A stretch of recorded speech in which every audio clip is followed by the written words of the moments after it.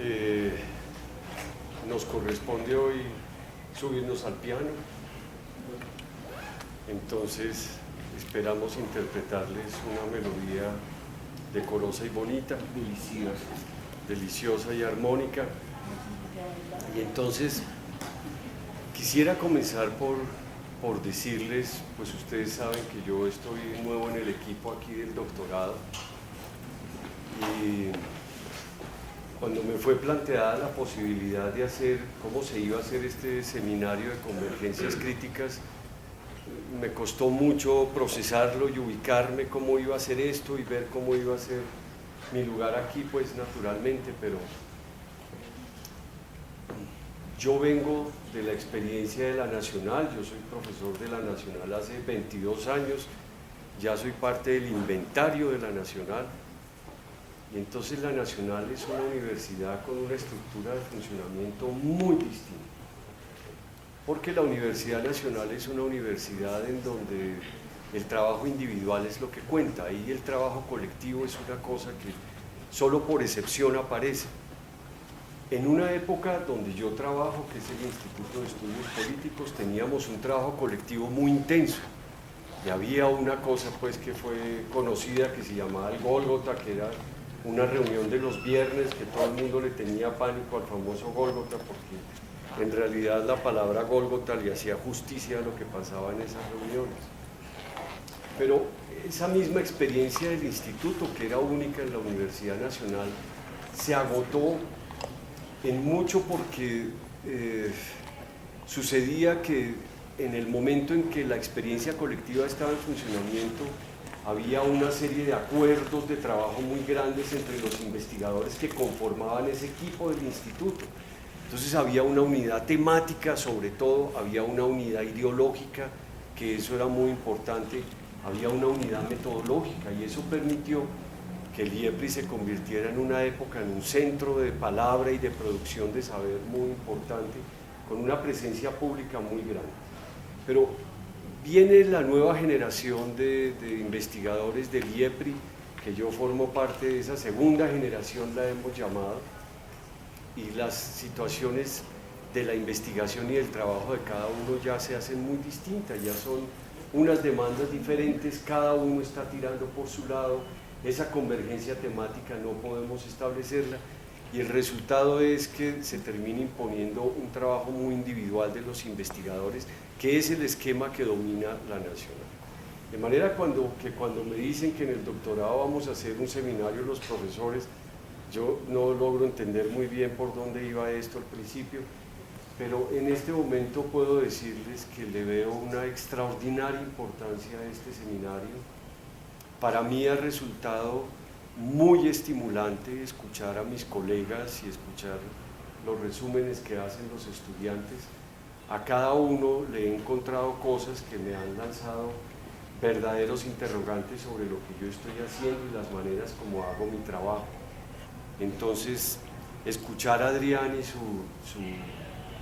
trabajo filosófico y ese intento que hace de traducir eso en las ciencias sociales, me parece que es un trabajo extraordinariamente importante. Escuchar a Óscar y a Carlos Eduardo partiendo del concepto de resistencia, cada uno por caminos muy distintos, Óscar en una vía más política, Carlos Eduardo, digamos, en una vía más espiritual, que es como yo lo entiendo y como quisiera proponerles que conversáramos. Pero después de escuchar a Ricardo, me llama mucho la atención esa proximidad que hace Ricardo desde la biología, desde todos estos saberes de las ciencias exactas, digamos, cómo hace todo este salto a la aproximación de las ciencias sociales, me ha revelado muchas cosas. Escuchar a Fernando, ese concepto que nos hizo la vez pasada de imaginación, me parece que es una cosa muy productiva y muy evocadora. Y finalmente escuchar a Sebastián con su planteamiento de la cultura, que tenemos una proximidad grande en esa aproximación que estamos haciendo. Y digamos, por ponerles como un marco de referencia para pensar la intervención que vamos a hacer, yo diría que en este caso nos vamos a mover en una dirección totalmente distinta, totalmente, pónganle pues comillas, pero digamos que tanto Adrián como Ricardo, como Sebastián y como Fernando, la mediación que establece la relación con lo crítico es una teoría, es a partir de una reflexión teórica que es una reflexión teórica que por supuesto en cada caso conduce a caminos distintos. Quizás en el camino de Adrián y de Ricardo es el concepto de aproximarse al poder, a las maneras como el poder se construye, a deconstruir las formas como el poder hace su ejercicio de dominación. En el caso de Sebastián y de Fernando hablamos más de una cosa cultural y desde la lingüística. Y en el caso de Carlos Eduardo y Óscar, la mediación es el concepto de resistencia. Digamos que es como el concepto que siento que le sirve de mediación para acercarse al problema de lo crítico. En este caso, he pensado mucho cómo parar esto, pero yo les diría que lo crítico que se puede encontrar en este trabajo del que vamos a hablar hoy proviene más de su carácter situado. Entonces es una palabra que vamos a ver cómo la desarrollamos después, y por supuesto después de escuchar al equipo, que nos hicimos el planteamiento de trabajar primero un solo libro y tratar de demolerlo más, demoler un poco más un libro. Eso nos da unas ventajas y nos presenta limitaciones, todo tiene pues tanto de largo como de ancho, pero pensamos que agarrar un libro y meternos en un libro nos iba a posibilitar acercarnos más como a lo que queremos proponer. Pero nos pusimos de acuerdo en el trabajo previo que hicimos en que no íbamos a presentar el libro en sí mismo, sino que íbamos a hacer el esfuerzo, pues va a haber una presentación del libro, pero la idea es que la presentación de los tres esté articulada bajo la pregunta de qué es lo que hay de crítico en ese libro, si es que podemos decir que en ese libro hay algo crítico. Entonces se trata de explicitar un sentido de lo crítico y tratar de buscar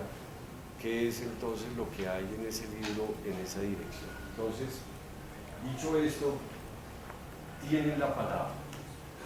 ¿Sí? Muy buenos días para todos. Bueno, el seminario del día de hoy se titula Crítica y Compromiso. Va a estar a cargo del doctor Carlos Mario Perea, que acaba de hacer su intervención,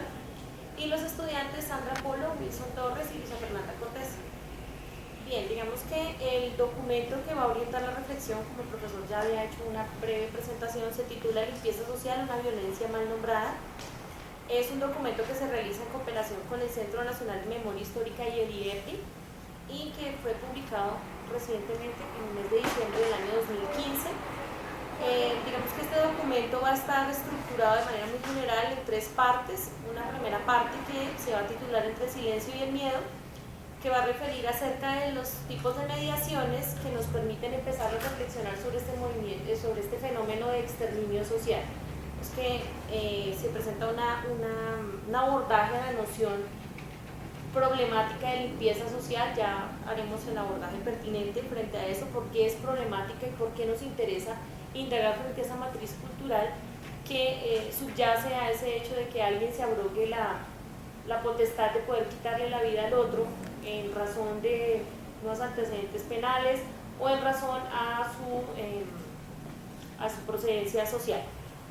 Una segunda parte en la que se va a hablar de las víctimas y se titula así: Las víctimas, una identidad. En este segundo apartado se parte con la masacre de Juan Pablo II, que fue una masacre que sucedió en el año 1992. Vemos que se parte de un análisis muy interesante frente a cómo se ha construido, cómo se ha resignificado este fenómeno execrable de violencia social. Digamos que lo van a organizar en tres momentos. Un primer momento que tiene que ver con un abordaje o una observación mucho más cercana a una de las localidades que más ha vivido esta problemática, que es la de Ciudad Bolívar. Posteriormente, digamos que va a ser un análisis teniendo en cuenta algunos datos, algunos registros proporcionados por el CINE. También van a analizar acerca de cómo el exterminio social se configura acá en Bogotá, y van a hacer unas observaciones muy interesantes frente al hecho de que recién inicia el fenómeno, se va a ubicar en el centro de la ciudad. cerca de los años 80 y parte de los 90, pero que hacia comienzo del nuevo siglo el fenómeno se va a ir ubicando paulatinamente hacia la periferia, particularmente en estas localidades que tienen unas dinámicas sociales mucho más complejas. Y por último se cierra esa observación hablando acerca de ese exterminio social también, pero en términos de Colombia, y ahí hay que puntualizar algo que también es relevante, y es cómo ese exterminio social parece privilegiar las poblaciones digamos ampliadas, las que son mucho más urbanas, las que tienen un mayor número de población, con lo cual digamos que se empieza a inscribir uno de los elementos que el autor va a mencionar, y es que parece ser que el exterminio social es un fenómeno propio de las grandes urbes. Parece que de la mano de la modernización y la industrialización y de todo esto que nos trajo a las grandes ciudades, también hay un afán de una ortopedia social, de una, si se quiere, una eugenesia de aquellos elementos que van a ocupar esas ciudades. Y ya un tercer elemento de este capítulo va a ser, el tercer capítulo, perdón, va a ser la mediación local, los agentes de la victimización, y aquí se parte con el relato de la masacre de Santa Viviana, vamos, para mencionar cómo los actores que van a estar involucrados detrás de este fenómeno de exterminio social, digamos que son claramente identificados, ¿no? Digamos que vamos a encontrar por una parte la gestión social de las comunidades, los moradores, las juntas de acción comunal, que digamos que a modo de gestión de los conflictos que se producen en las localidades, deciden hacer reuniones para justamente determinar cuáles jóvenes o cuáles elementos sociales de su comunidad son problemas, con comillas, ¿no?, muy grandes, y digamos que cuál va a ser la solución que se les va a proporcionar a ese problema. Luego vamos a hablar de la gestión de los actores armados, de la gestión criminal, porque también las bandas criminales van a tener un elemento importante ahí, y por supuesto la participación del Estado. Digamos que eso a grandes rasgos es como la estructura del texto. Como el profesor mencionaba hace un momento, el punto de partida es explicitar un sentido de lo crítico, y este sentido de lo crítico parte de la siguiente pregunta, y es indagar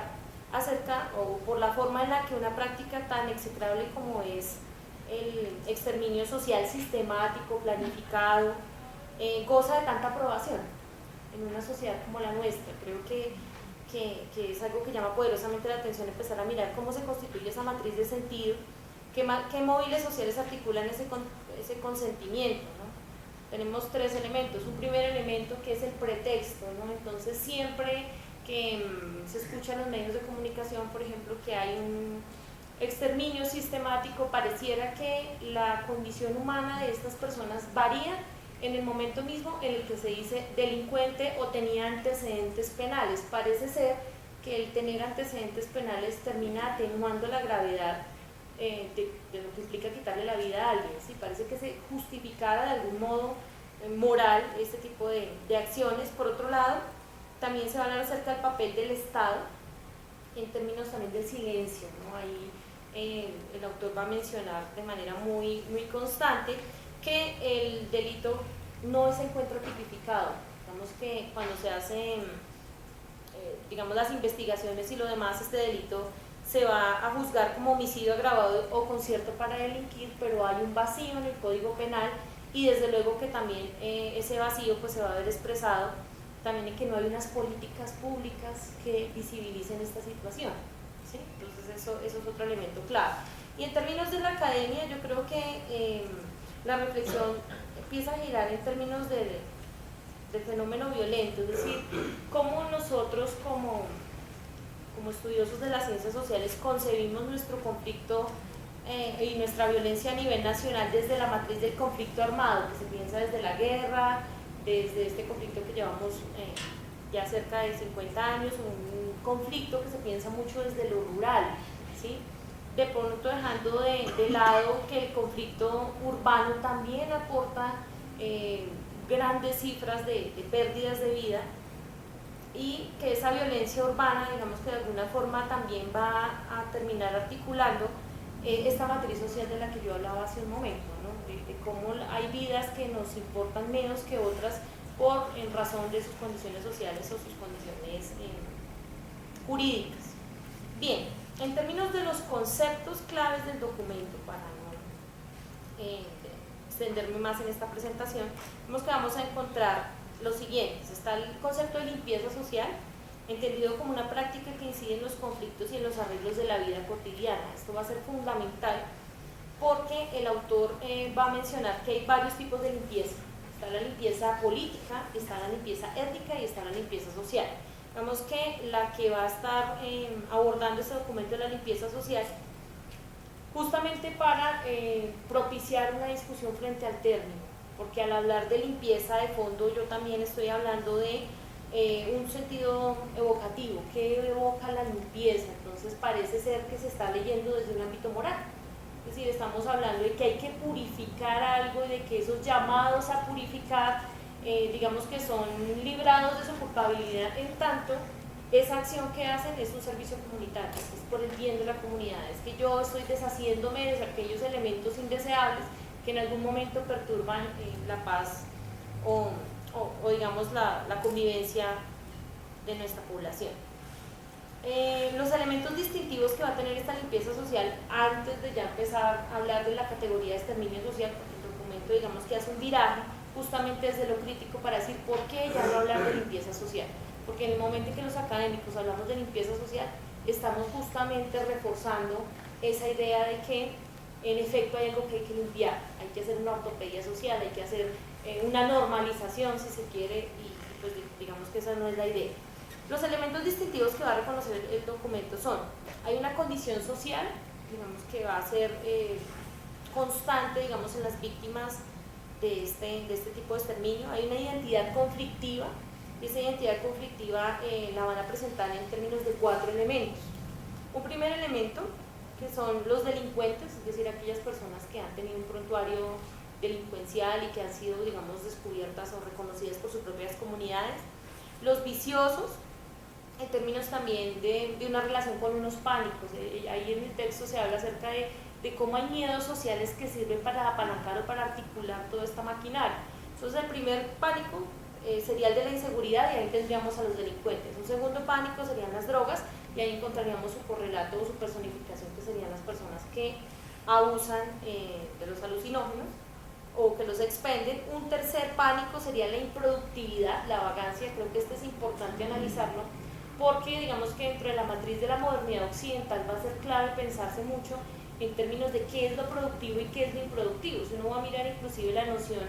de discapacidad, la noción de delincuencia, todas estas nociones van a tener que ver muy de cerca con ese sujeto ideal que se va a construir con la modernidad, que es el sujeto que es capaz de ser racional, pero al tiempo que es capaz de producir, de ser productivo y de ser un agente de transformación económica. Bien, entonces en este caso las personas que van a ser señaladas en esta categoría van a ser los habitantes de calle y los recicladores. Digamos que hasta hace muy poco tiempo se daba mucho la confusión, la gente solía utilizar términos además muy despectivos. Yo no sé si ustedes recuerdan que inclusive los medios de comunicación hablaban del desechable. Sí, estamos hablando de personas de segunda clase. Pareciera que aquel que es desechable, pues desde el mismo término, es una persona que se puede descartar en cualquier momento. Y se asumió también en una relación 1 a 1 que el habitante de calle era similar a la persona que se dedicaba a las actividades de reciclaje. Entonces en ese sentido digamos que ahí vamos a encontrar que también, aunque las personas que están haciendo actividades de reciclaje están siendo productivos para la sociedad, son leídos, y ahí el documento lo dice de una manera muy triste, son personas que trabajan con la basura y son leídas por la sociedad como basura. Creo que esa frase sirve mucho para ir instalando estos análisis que me parece que dan para mucha controversia. Y un cuarto elemento, un cuarto pánico, que va a ser la censura moral y la sexualidad, que también nos va a aportar tristemente unas víctimas. En este caso van a ser los trabajadores sexuales, las trabajadoras sexuales. Digamos que en el centro era uno de los lugares en donde más se daba este tipo de exterminio, pero pues digamos que con el tiempo no fue ajeno a otras localidades de la ciudad. Y de una forma también alternativa, la sexualidad es diferenciada, es decir, cómo también hay una persecución a las personas que hacen parte de la comunidad LGBTI, y cómo se convierten también en un objetivo militar por tener justamente lo que ellos van a mencionar como una sexualidad alternativa, que les resulta problemática desde la censura moral. Recuerden que estos grupos de exterminio social, que hay un término ahí en el documento que va a ser los administradores de la muerte, que me parece que tiene mucha potencia. Ese término justamente nos va a mostrar cómo se apalancan a través de las matrices culturales, simbólicas y morales, porque lo que uno va a encontrar es que este exterminio social no va a tener una motivación política, la motivación es moral, ¿sí? Hay una serie de valores morales, y estos valores morales se ven atacados por determinado tipo de personas, y en el momento en que esas personas atacan esos valores morales deben ser eliminados. Entonces un poco eso me hace recordar digamos que como se les despoja de su dignidad humana, como además no hay presunción sino se les juzga, ¿no? Entonces juez y verdugo al tiempo, los que uno va a encontrar que estas personas o estos jóvenes van a terminar siendo como un poco entendidos en esa misma figura del homo sapiens, que es aquel que tiene una vida sin valor y que en el momento en que comete alguna falta social, digamos que su vida puede ser puesta en sorteo, por decirlo así, ¿por qué no en asesinato por parte de la comunidad? Bien, otros categorías que van a ser claves son la de aniquilamiento, que también se va a utilizar frecuentemente en el documento, no solamente como el asesinato, sino como la amenaza. Esto es clave. Generalmente uno siempre tiende a pensar que el exterminio social se cristaliza en el momento en que hay un asesinato. Resulta que no, en el momento mismo en que hay panfletos, en que hay grafitis, en que empiezan las amenazas por debajo de la puerta, vamos que eso va a generar también una serie de pánicos sociales, una degradación de las víctimas, porque además se les coloca con nombres, con un lenguaje bastante soez. Entonces ese aniquilamiento también opera desde una matriz muy simbólica, ¿no? Digamos que y cuando esa matriz no funciona, entonces se va para el efecto disuasivo. ¿Y cuál va a ser ese efecto disuasivo? La matanza social, que es como el otro gran término que se va a utilizar. Justamente la matanza social va a ser definida en la página 41, la va a definir como la justicia popular, cómo se resuelven los conflictos en las localidades, es decir, cómo yo tomo justicia por mano propia, cómo tengo que organizarlo, me organizo con otros para disuadir a aquellos elementos que no han querido acoplarse a estas normas presentadas, ¿no? Bien, dentro de este análisis que se hace en el documento, ahí va a haber otra categoría que a mi juicio es como la que va a servir como base para toda la reflexión y el análisis, y es la de la matriz simbólica, es decir, cómo hay una matriz simbólica social, ¿sí?, que es la que nos permite reaccionar frente a estos fenómenos. Un poco lo hablábamos en la clase anterior con el profesor Carlos Eduardo. Las personas solemos reaccionar desde la cultura que está instalada, desde la cultura dominante que hemos legitimado. Entonces, como por ejemplo en la Alemania nacionalsocialista se asumía que el judío debía ser objeto de persecución antes de que Adolfo Hitler subiera al poder. Ya había unos elementos sociales, si se quiere, que permitían ver que había un descontento, y lo que hace esta persona es simplemente recoger este descontento social y de alguna forma regresárselo a la sociedad con unas acciones muchísimo más contundentes. Ya habíamos hablado de la gramática, la degradación de la víctima, y por último, digamos que esa matriz simbólica nos va a llevar a otra categoría clave, que va a ser la del consentimiento, es decir, cómo nosotros, que nos preciamos de ser sociedades democráticas, de habitar un estado social de derecho, civilizados, con digamos, todos estos paradigmas propios de la modernización occidental, consentimos, digamos, que haya ese tipo de eliminaciones progresivas, por decirlo así. Entonces, de fondo, ahí en esa matriz de consentimiento se va a hablar de que hay tres mediaciones. Hay unas mediaciones de tipo pasivo, otras activo y otras locales. Las mediaciones pasivas tienen que ver con el hecho de una ausencia estatal y una ausencia legal, que ya lo habíamos mencionado. Unas mediaciones activas que tienen que ver con esta matriz simbólica. A propósito de esta matriz simbólica, de cuando se presentó al libro del documento del profesor, le van a hacer una presentación en el periódico El Espectador, en el diario El Espectador, justamente en el marco de la Feria del Libro. Está el artículo se titula El informe que desnuda la limpieza social en Colombia, digamos que hace una síntesis del documento, pero lo que llama poderosamente la atención es leer los comentarios que hacen al artículo. Entonces, cuando uno mira los foros, lo que va a encontrar es que muchos foristas justamente dan respuesta y terminan reforzando esto de la matriz cultural. Entonces empiezan a mencionar que aquellos académicos que están pensando en esta crítica frente a la limpieza social no son más que personas que de pronto sacan algún provecho de esto, o que son defensores de derechos humanos que tratan de invisibilizar esas situaciones de impunidad, porque digamos que siempre se van a armar de esa consabida respuesta, es que como la justicia colombiana se demora, es que como lo sacan de la cárcel, entonces es mejor aleccionarlos nosotros mismos antes de que vayan a la cárcel a tener vacaciones. Expresiones como estas que uno escucha muy comúnmente o que puede ver inclusive en las páginas, en las redes sociales. Uno encuentra muchos grupos en donde, por ejemplo, muestran videos de ladrones recién capturados, cómo la gente los justicia antes de que llegue la policía, y es nomás leer los comentarios para encontrar cómo hay una matriz cultural que evidentemente refuerza esto. Si no es que, digamos, se quiera mencionar desde el documento, sino que en efecto es digamos, posible comprobar. Por último, dentro de ese consentimiento y de esas mediaciones, cuando se habla de las mediaciones locales, digamos que se hace una caracterización de quiénes son estos perpetradores. Yo creo que ya con eso cerraría. Estos administradores de la muerte, digamos que van a tener unas características. Primero que todo, van a ser personas sin rostro, es decir, van a estar cubiertos de un halo de anonimato, con lo cual digamos que de fondo ese anonimato también va a proporcionar otra cosa, la impunidad. Es decir, son muertes muchas de estas que van a empezar a ser rastreadas por el CIN desde el año 88, de 1988, pero que a la hora de la verdad, ahorita, actualmente, digamos que no han tenido el abordaje que debería tener un fenómeno de este tipo. Bien, entonces características de estos administradores de la muerte se van a tipificar o van a estar englobadas en 4 elementos. Un primer elemento, los moradores de los barrios, ya lo hemos mencionado, como las juntas de acción comunal y lo demás, suelen reunirse para dar solución a un conflicto eminentemente local. Después vamos a ver cómo hay actores armados ilegales, generalmente digamos que se mencionan las guerrillas y el paramilitarismo, pero en el texto se va a hacer un hincapié en la presencia sobre todo de grupos paramilitares, y cómo cuando estos grupos paramilitares se desmontan,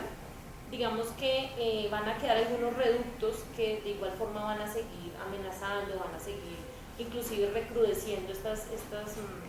prácticas, en donde no va a encontrar como un rector de un colegio es asesinado por el hecho de negarse a sacar a unos estudiantes del colegio, unos estudiantes que han sido señalados con nombres y apellidos, y se les solicitaba a la institución que, por ejemplo, fueron retirados de la institución. Y lo más curioso es que ya la matriz cultural no era solamente porque fueran delincuentes, entonces era porque estos jóvenes ahí colocaban incluso que eran muy gomelos o eran muy creídos, el término aparece así, gomelos o creídos, entonces uno dice, bueno, la matriz cultural se va ampliando, porque eran barristas o porque hacían parte de colectivos, entonces uno se va a dar cuenta cómo a medida que esto va generando una mayor aceptación social, pero lo que va a pasar es que cada vez se va ampliando más, digamos, las categorías de personas que pueden ser objeto de esa persecución. Bien, están las bandas delincuenciales,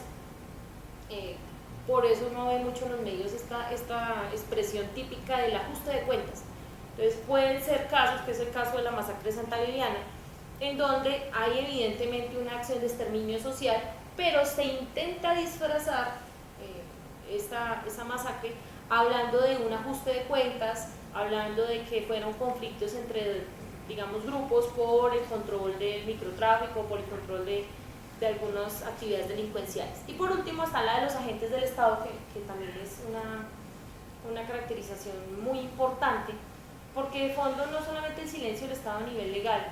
no es el silencio a nivel de las políticas públicas, sino también cómo hay personal de la policía, de la SIGIN, del F2, mencionan ahí el extinto F2, que van a tener una responsabilidad también en este tipo de acciones. Bien, entonces ya para puntualizar, para cerrar esta representación del documento, creo que lo que nos resulta clave de toda esta primer abordaje es justamente cómo dentro de esas motivaciones morales que no van a ser políticas, estos verdugos asumen para sí una posición de justicieros, es decir, ellos no se sienten desde luego juzgados de alguna manera, ni siquiera moral, porque ellos se asumen a sí mismos como héroes, como aquellos que vienen a librar de la delincuencia, los peligros, y de aquellas personas desviadas o desagradables. Entonces digamos que me parece que es importante empezar a mirar cómo estos términos de limpieza social, cómo esos términos de justicia han sido manipulados o modificados, digamos, aquí en nuestro país para dar aval a unas prácticas que parecieran ser invisibilizadas desde luego desde una perspectiva. Pareciera que la gente siente